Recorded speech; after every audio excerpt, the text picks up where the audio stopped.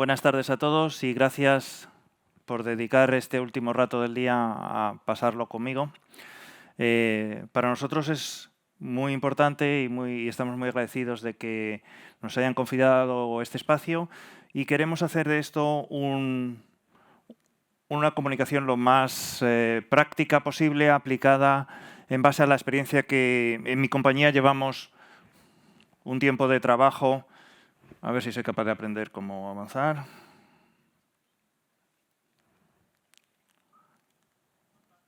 No le doy. Parece que está apagado.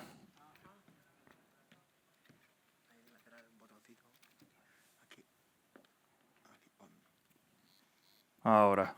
Fenomenal, gracias. En base a la experiencia que hemos ido acumulando de manejo de este tipo de incidentes de diferentes organizaciones. Así que la agenda que les propongo es bastante sencilla, que sepan cuál es nuestra experiencia, por qué estamos aquí y qué diferencia hay entre el manejo de una situación ciber con respecto al manejo de otro tipo de amenazas. Yo creo que este punto es precisamente el más atractivo porque si uno entiende bien cuál es la diferencia, uno va a comprender por qué no se puede apoyar en soluciones de ofimática o de comunicación social como plataforma de manejo de una crisis de este estilo. Y finalmente ver un caso práctico de uso cómo una herramienta aporta en este terreno. Simplemente para que sepan unas pinceladas de quiénes somos. Somos una compañía con 20 años de experiencia y que en este momento tenemos del orden de 3.000 clientes en todo el mundo para manejo de cualquier situación crítica. No solamente estamos hablando de manejo de crisis de ciber, sino manejo de crisis como el paso de huracanes, como el incendio de edificios, como fraudes o múltiples otras situaciones. Porque el manejo de riesgos en realidad tiene características comunes en todos esos negociados o diferentes temas y básicamente es el manejo de personas. Las personas o la comunicación son el motor que pone en marcha la resolución de un incidente. Si empezamos mal con la movilización del personal, todo el plan que tengamos hecho se nos puede ir al traste, ¿no? Entonces, en ese sentido es importante ver cuál es la diferencia entre una situación de un manejo ciber con respecto a una amenaza normal. Y aquí se ha hablado en todos estos días de la importancia que tiene las medidas, pero algo que viene a ser general es conocer el hecho de que nuestro atacante probablemente lleva dentro de nuestra organización un tiempo acumulado, semanas, probablemente meses, trabajando, analizando, aprendiendo y sabiendo exactamente cuáles son las vulnerabilidades o cómo atacarnos. Ese punto de vista va unido al hecho de que nuestra propia red, cuando decida dar el golpe, es el mecanismo de propagación, lo cual nos lleva a una preocupación bastante clara sobre si apagar o no, o desconectar o no los sistemas internos y cuáles de ellos.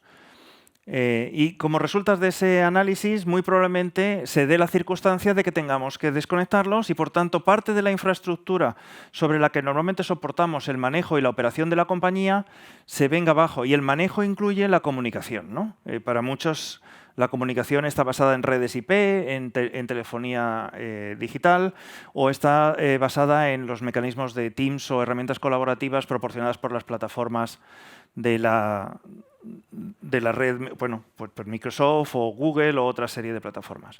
Así que cuando algunos de nuestros clientes se ha visto en esta tesitura, la situación es que con pantallas apagadas, ¿qué queda? Queda el papel. Queda el papel y el bolígrafo. Y volvemos a los métodos tradicionales, al método de respaldo, que debería ser, pero el punto es ahora dónde empiezo. Uno de los casos típicos de estos es que la propia manera de resolver la crisis está en un repositorio, en un SharePoint, que puede ser parte de la red que hemos perdido. O tenemos todo nuestro manejo basado en el directorio de Windows. Imaginemos además que esto ocurre en la madrugada. todos los factores de los cisnes negros en realidad son pequeños factores que se suman, ¿no? Si han oído hablar de cisnes negros, que seguro que sí. Entonces, por eso es importante analizar cómo nos impacta este manejo de soluciones corporativas en el posible proceso de resolución en esas circunstancias. Y como en este tipo de situaciones lo que conviene es ponerse siempre en el peor de los casos, para eso hay que ponernos en el peor caso de una notificación con este tipo de plataformas. ¿Cuál es el peor caso? Pues cuando la gente no está fuera de la oficina. Cuando uno pone el no molestar y desconecta. Y en ese punto, ¿qué confianza tenemos de que cualquier mecanismo de alerta basados en este tipo de plataformas va a funcionar? ¿Vamos a recibir los WhatsApp si tenemos círculos de WhatsApp para manejo de crisis en la madrugada? ¿Van a sonar? No van a sonar. No van a sonar los mensajes de Teams. A nadie del equipo directivo le vamos a poder convocar a una conferencia de resolución rápida por la noche a partir de una cierta hora. O incluso si hay un partido, imagínense un Real Madrid-Barcelona, está la gente viendo el partido, se va a poner a prestar atención al móvil. Pues si no está tuiteando y no es de los de estar tuiteando la jugada, no lo va a hacer. Y probablemente pasen horas hasta que las personas respondan, ¿no? Y estos mecanismos de no me despiertan a cualquier hora, encima van unidos a otros mecanismos como el propio ofrecimiento de esas plataformas de disponibilidad. Y cuando hablamos de manejar una situación crítica donde está en juego el dinero de la compañía, lo que nos gustaría ver es que las plataformas que utilizamos en respuesta disponen de una capacidad de prestar el servicio en cualquier momento, en cualquier hora, ¿no? Y cuando hablamos de SLAs, en realidad, si alguien mira, por ejemplo, el SLA de Office, ahora que estamos hablando de Teams, por ejemplo, uno va a encontrar que en el SLA de Office está descrito que en caso de interrupción del servicio se va a percibir una compensación económica por el tiempo de indisponibilidad. En ningún caso está escrito que la plataforma tenga un tiempo máximo de caída anual, que es lo que uno espera para manejo de crisis. Uno no puede decir, no, yo tengo una plataforma, que si no me funciona me devuelven el dinero. Pues no me sirve porque cuando yo la necesite, necesito disponibilidad. Necesito saber que esa plataforma tiene 4 nueves de disponibilidad, 99,99% del tiempo del año, por ejemplo, cifras de ese orden. No se puede manejar crisis pensando en plataformas que no estén disponibles, ¿no? Y finalmente, podemos enfrentarnos al hecho, bastante obvio, por cierto, y que se ha hablado en estas jornadas todos los días, de que por ingeniería social tengamos al atacante cabalgando sobre nuestra propia red de comunicación. Da igual la que sea, porque ¿quién no va a saber que los empleados de la empresa que manejan crisis están usando Teams?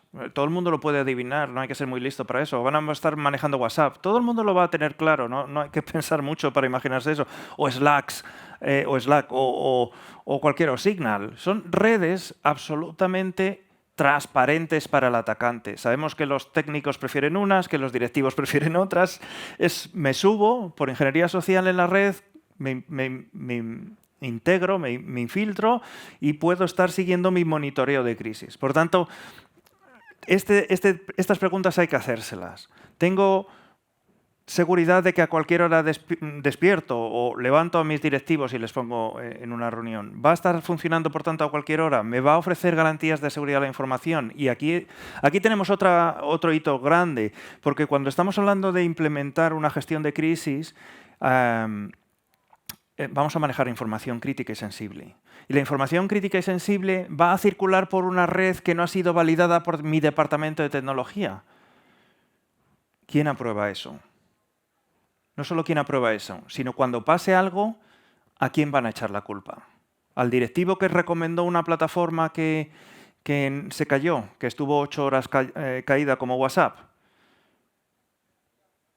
Es algo para considerar, porque a mí como proveedor de cualquier compañía me hacen un cuestionario, me piden evidencias, me piden certificados, Nosotros estamos certificados en continuidad de negocio, en seguridad de la información, pasamos pentest anualmente y periódicamente en las variantes de caja negra, caja abierta, en fin, tocamos todas las frentes posibles para ofrecer una garantía de disponibilidad, de seguridad de la información.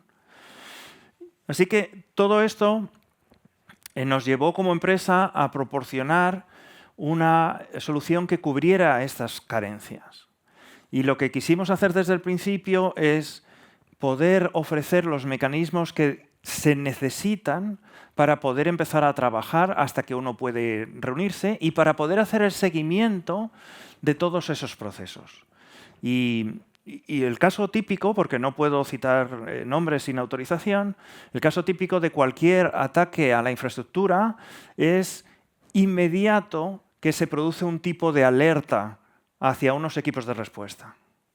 Este es el esquema que cualquier empresa va a estar utilizando y no es ningún secreto. Claro, en este primer punto uno se plantea, ¿qué pasa si la persona de la mesa de 24/7 que está monitoreando estos sistemas se le pasa por alto? Eso está contemplado en soluciones automatizadas. Incluso si le damos un tiempo de cortesía de 1 o 2 minutos sin responder a un aviso de una ciberamenaza, por ejemplo, que le llegue de su SOC, ¿no? Pues ese tipo de situación está previsto, porque esa persona tiene que dar la alerta al equipo de decisión. Y es más, lo conveniente es que ese equipo de decisión se reúna rápidamente. Y reunirse rápidamente a esas horas no significa mandar un Teams y confiar que se va a conectar. O no significa, oye, hemos contratado un bridge, tú marcas un número de teléfono, porque no tienes garantías de que esa persona va a ver el mensaje y se va a conectar con el bridge. Tiene que ser una llamada, un party line, como los que tenemos suficiente edad lo recordamos, esas líneas donde uno llamaba y podía hablar con múltiples personas a la vez, pero en automático directamente la activa el sistema porque la persona que está vigilando que está ocurriendo un incidente, simplemente pulsa un botón y pone al equipo directivo en reunión.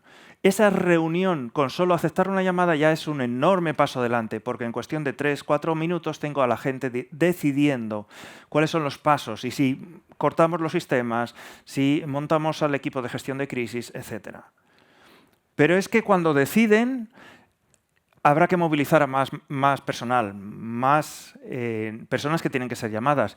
Y todos sabemos, todos los que están aquí y han hecho alguna vez una gestión de un incidente, saben lo difícil que es hacer un árbol de llamadas y que funcione. Contando con que incluso me llamen en emergencia en medio de la presentación.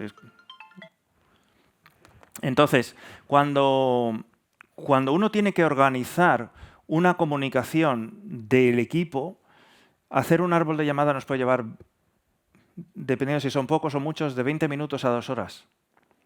Es un fracaso. 2 horas, pérdida por minuto multiplicada por 120 minutos.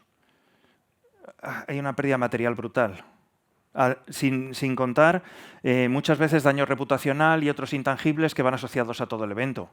O sea, desde ese punto de vista no podemos activar a los equipos de respuesta y pensar que los mecanismos estos, de nuevo, nos funcionan a las 2 de la mañana o que podemos confiar en un árbol de llamadas porque sabemos que a esas horas no funciona otra cosa y esperar 20 minutos a 2 horas para poder juntar al personal que empiece a trabajar. Pero es que luego vienen otras necesidades que han salido en estas conferencias, que es registrar todas las actividades. ¿Quién se encarga de registrar todas las actividades? ¿Dónde tengo un registro centralizado? Imaginemos que no he apagado Teams y que alguien está registrando en algún sitio. Vamos a tener información de diferentes equipos en diferentes sitios. Y además equipos que algunos de ellos incluso compiten entre sí por, ¿cómo diría? Compiten entre sí por no ser los malos de la película. Y no van a querer que algunas de las cosas que compartan sean visibles a los demás. Y van a esconder sus logs y luego te darán la información que quieran para que tú no puedas extraer de ahí alguna consecuencia que les pueda impactar. Con lo cual, el hecho de tener un log centralizado nos va a dar una capacidad enorme de poder hacer un análisis verdadero de la situación. Pero no solo eso, otra cosa que se ha dicho, y ha sido Elizabeth Villadomiu esta mañana en otra de las conferencias, es poder tener las tareas claras de qué le toca hacer a cada uno de los miembros y accesibles. Y eso tiene que funcionar en cualquier dispositivo fuera de la red de la empresa para que siga siendo un método válido incluso en esas situaciones de apagón general.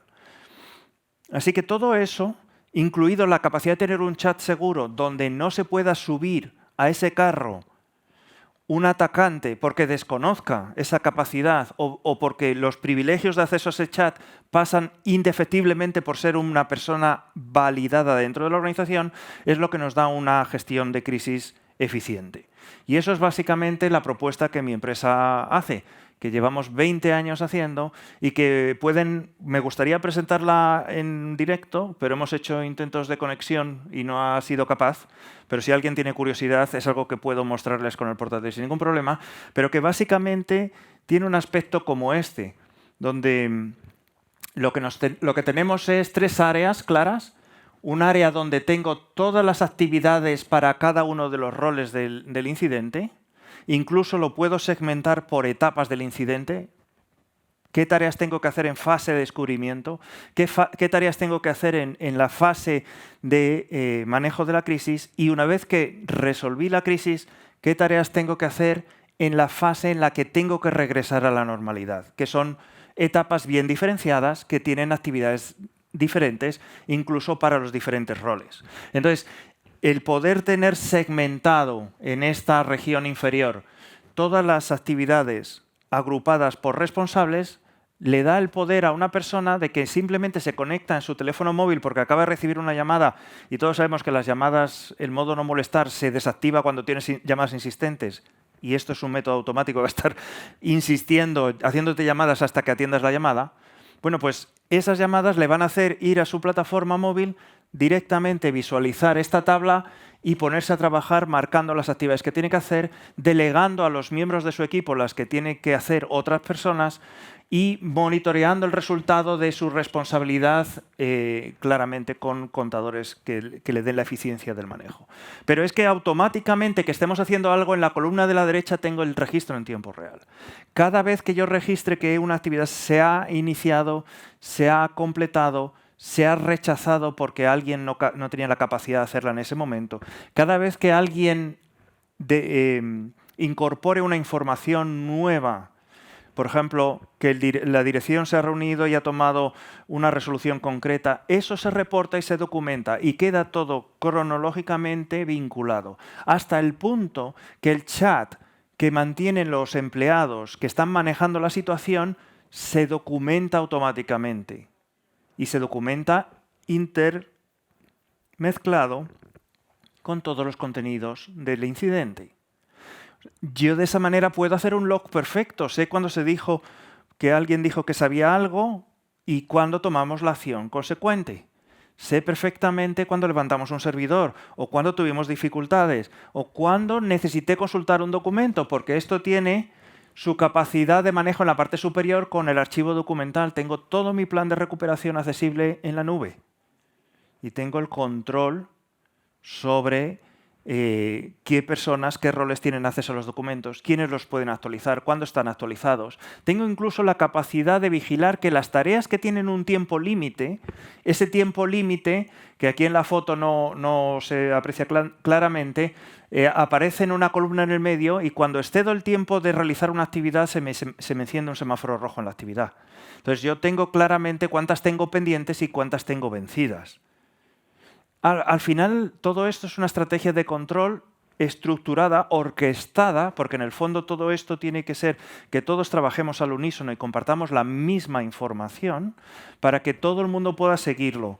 Y en esa columna de la derecha voy a tener la evidencia. El primer bloque de la parte superior, el de detalles del incidente, lo que viene a reflejar es qué conozco de la crisis, qué está pasando, ¿quién está haciendo qué? Por ejemplo, ¿quién está actuando en mi equipo como responsable de tecnología? ¿Quién está actuando como enlace en la parte financiera? ¿Quién está actuando en la parte legal? Para que cualquiera que entre en el incidente en cualquier momento pueda ir ahí y decir, pues me dirijo a esta persona. Ahí tengo quiénes son mis partes interesadas, qué recursos necesito. O sea, información que me permita visualizar el contexto del incidente. Mientras que en la segunda tengo lo que tengo que hacer y en la tercera visión tengo lo que llevo realizado documentado. Al final esto, en la parte de la derecha, estoy presentando la misma aplicación en versión móvil, pero solamente de la parte del chat, ¿no? Es la perfecta integración de todo lo que decía Isabel esta mañana Elizabeth, perdón, respecto a tener claras las tareas a realizar con un registro en un sitio centralizado.